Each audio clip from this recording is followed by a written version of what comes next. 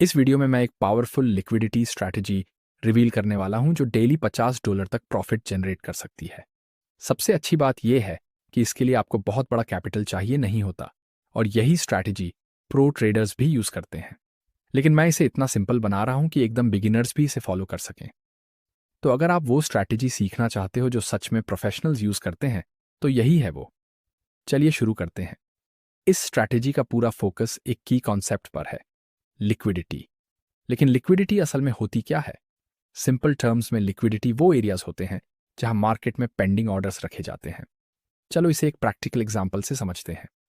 मान लो आप एक चार्ट देख रहे हो और डिसाइड करते हो कि आप एक स्पेसिफिक प्राइस लेवल पर बाय करोगे। इस वक्त आप बेसिकली मार्केट को लिक्विडिटी दे रहे हो उस प्राइस पर। मतलब आप मार्केट से कह रहे हो, हे मैं इस प्राइस पर बाय करने को रेडी हूं।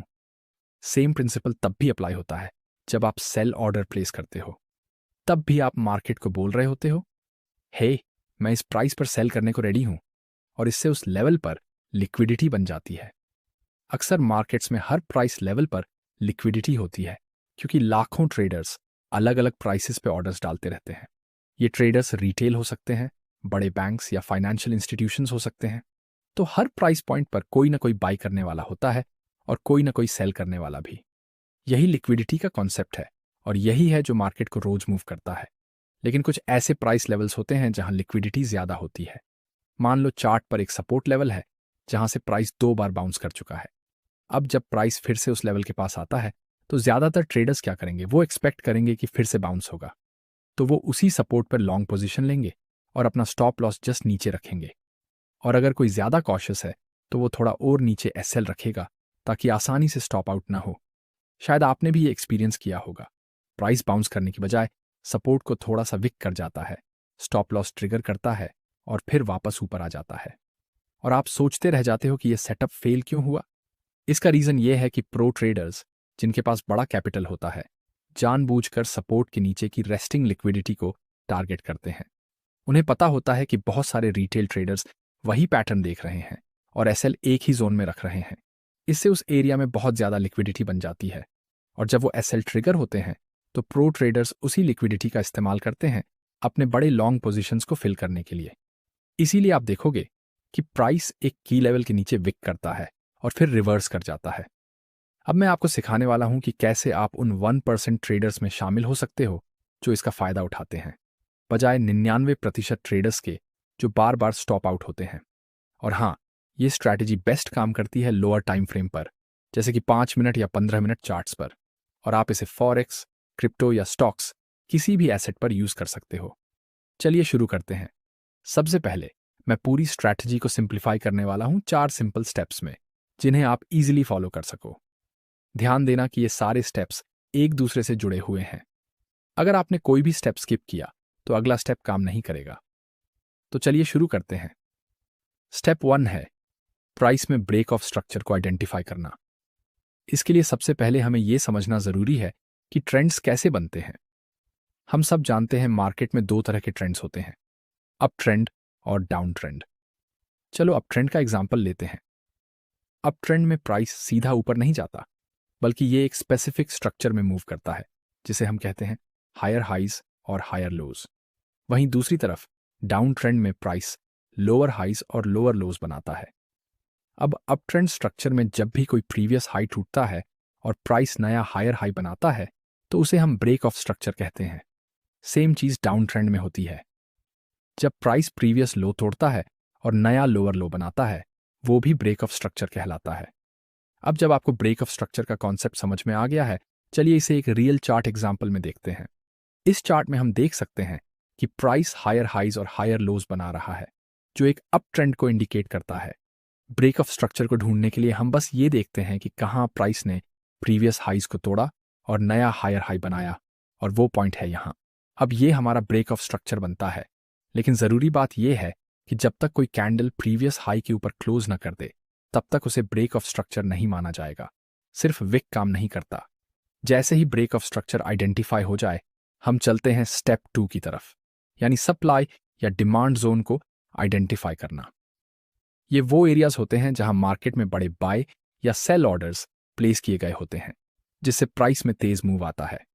सबसे आसान तरीका है पहले स्ट्रक्चर के ब्रेक को स्पॉट करो, फिर उस तेज प्राइस मूव से ठीक पहले वाले पॉइंट को देखो जिससे वो ब्रेक ऑफ स्ट्रक्चर हुआ।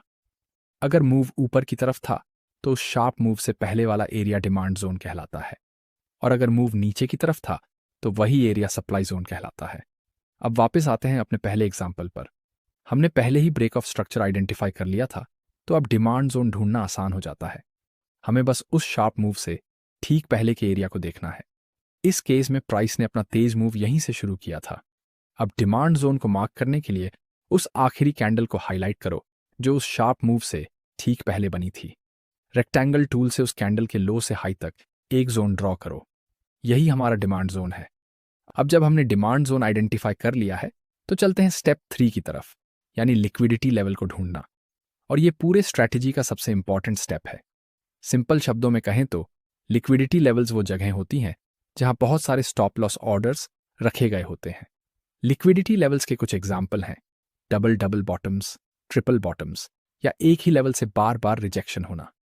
बात यह है कि जब कोई लेवल बहुत ऑब्वियस बाउंस पॉइंट लगता है तो बहुत सारे ट्रेडर्स वहां पर लॉन्ग पोजीशन ले लेते हैं और अपना स्टॉप लॉस ठीक उस लेवल के नीचे रखते हैं। इससे उस लेवल के नीचे लिक्विडिटी जमा हो जाती है जो स्टॉप हंट्स के लिए एक टारगेट बन जाता है। तो जो हम ढूंढ रहे हैं वो है ऐसा कोई भी लिक्विडिटी लेवल जो हमारे डिमांड जोन के ऊपर बना हो। अक्सर क्या होता है कि प्राइस उस लेवल के नीचे ब्रेक करता है, लिक्विडिटी को स्वीप करता है और फिर हमारे डिमांड जोन से बाउंस करता है। यही बाउंस हमारी लॉन्ग अपॉर्चुनिटी बनती है। यही लॉजिक बेरिश स्ट्रक्चर में भी लागू होता है। वहां हम ढूंढते हैं ऐसा लिक्विडिटी लेवल जो हमारे सप्लाई जोन के नीचे हो। अक्सर होता यह है कि प्राइस उस लेवल के ऊपर ब्रेक करता है, लिक्विडिटी को स्वीप करता है और फिर सप्लाई जोन से रिजेक्ट होता है, और वही रिजेक्शन हमारी शॉर्ट अपॉर्चुनिटी बनती है। अब वापस चलते हैं अपने ओरिजिनल एग्जाम्पल पर। चूंकि हमने डिमांड जोन पहले ही मार्क कर लिया है तो अगला स्टेप है ऐसा लिक्विडिटी लेवल ढूंढना जो उसके ऊपर बैठा हो। और यहां हम देख सकते हैं कि प्राइस ने डबल बॉटम बनाया है, एक ही लेवल से 2 बार रिजेक्ट हुआ है, जिससे उस लेवल के नीचे लिक्विडिटी का पूल बन गया है। जैसे ही लिक्विडिटी लेवल आइडेंटिफाई हो जाता है हम चलते हैं फाइनल स्टेप की तरफ, यानी ट्रेड में एंट्री करना। इस स्ट्रैटेजी से ट्रेड में एंट्री करना काफी सिंपल है।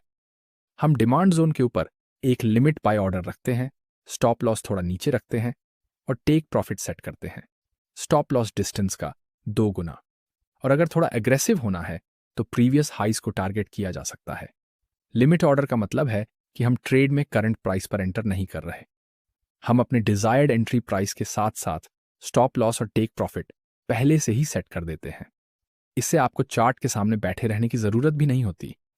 बस एक बार लिमिट ऑर्डर लगा दो और प्राइस को अपना काम करने दो। इस एग्जाम्पल में प्राइस ने लिक्विडिटी लेवल के नीचे ब्रेक किया, हमारे एंट्री जोन में विक किया और फिर वापस ऊपर रिवर्स हो गया, हमारे टेक प्रॉफिट तक पहुंच गया। शुरुआत में ये स्ट्रैटेजी थोड़ी कॉम्प्लेक्स लग सकती है क्योंकि बहुत सारे कंडीशंस मिलकर काम करती हैं, लेकिन असल में ये सिर्फ कुछ की रूल्स को स्पॉट करने की बात है। जैसे लिक्विडिटी लेवल जो किसी सप्लाई या डिमांड जोन के पास हो, ये बिल्कुल वैसा ही है जैसे चार्ट पैटर्न को स्पॉट करना। मान लो आप ट्राइंगल पैटर्न ढूंढ रहे हो तो आप एग्जैक्ट मूवमेंट नहीं ढूंढते, आप बस वो रूल्स फॉलो करते हो जो उस पैटर्न को बनाते हैं, जैसे कन्वर्जिंग ट्रेंड लाइंस। ठीक वैसे ही हमारी लिक्विडिटी स्ट्रैटेजी भी एक पैटर्न है। हमें एग्जैक्ट प्राइस मूवमेंट की तलाश नहीं करनी, बल्कि उन रूल्स की जो इस पैटर्न को बनाते हैं, जैसे लिक्विडिटी लेवल जो सप्लाई या डिमांड जोन के पास बन रहा हो। इसीलिए यह जरूरी है कि आप इन रूल्स को अच्छे से समझो, सिर्फ प्राइस की सीक्वेंस को याद न करो। अब चलते हैं एक और एग्जाम्पल की तरफ। तो फिर से पहला स्टेप है ब्रेक ऑफ स्ट्रक्चर को ढूंढना। इस पूरे चार्ट को देखो, हमें साफ दिख रहा है कि प्राइस लोअर हाइज और लोअर लोज बना रहा है, मतलब ये एक क्लियर डाउन ट्रेंड है। और यहां हमें एक ब्रेक ऑफ स्ट्रक्चर दिख रहा है जब प्राइस ने इस लो को तोड़कर नया लोअर लो बनाया। फिर यहां भी एक और ब्रेक ऑफ स्ट्रक्चर है जब प्राइस ने प्रीवियस लो को तोड़ा। अब जब हमने ब्रेक ऑफ स्ट्रक्चर आइडेंटिफाई कर लिया तो चलते हैं स्टेप 2 की तरफ, यानी सप्लाई या डिमांड जोन को आइडेंटिफाई करना। चूंकि ये डाउन ट्रेंड है तो हम सप्लाई जोन ढूंढेंगे। इसके लिए हम सबसे रीसेंट ब्रेक ऑफ स्ट्रक्चर को लेते हैं, फिर उस तेज गिरावट से ठीक पहले के पॉइंट को ढूंढते हैं जिससे वो ब्रेक ऑफ स्ट्रक्चर हुआ। इस केस में वो पॉइंट यही है। तो अब हम अपना सप्लाई जोन मार्क करते हैं। अब चलते हैं स्टेप 3 की तरफ, यानी उस सप्लाई जोन के नीचे लिक्विडिटी लेवल ढूंढना। यहाँ हम देख सकते हैं कि कई कैंडल्स की विक्स उसी लेवल को रिजेक्ट कर रही हैं जो इसे लिक्विडिटी जोन बनाता है, और ये एरिया एक लिक्विडिटी स्वीप का टारगेट बन जाता है। अब हमारे पास एक सप्लाई लेवल है जिसके नीचे लिक्विडिटी लेवल मौजूद है, जो इस पैटर्न को एक वैलिड लिक्विडिटी पैटर्न बनाता है। अब चलते हैं स्टेप 4 की तरफ, यानी ट्रेड में एंट्री करना। चूंकि ये डाउन ट्रेंड है तो हम मार्केट को शॉर्ट करेंगे, मतलब अगर प्राइस नीचे जाता है तो हमें प्रॉफिट होगा। एंट्री के लिए सप्लाई जोन के बॉटम पर एक लिमिट शॉर्ट ऑर्डर रखें, स्टॉप लॉस थोड़ा ऊपर सेट करें और टेक प्रॉफिट प्रीवियस लोस पर सेट करें। फिर बस ट्रेड को चलने दो। इस एग्जाम्पल में प्राइस ने पहले लिक्विडिटी लेवल को स्वीप किया, फिर सप्लाई जोन पर हमारी एंट्री हिट की और फिर रिजेक्ट होकर नीचे चला गया हमारे टेक प्रॉफिट की तरफ। तो ये है एक सबसे पावरफुल स्ट्रैटेजीज में से एक, और यही स्ट्रैटेजी है जिसने मुझे रोज $50 कमाने में मदद की। अगर आपको ये वीडियो पसंद आया तो इसको लाइक करो और हमारे चैनल को भी सब्सक्राइब करना मत भूलिए। मिलते हैं अगले वीडियो में।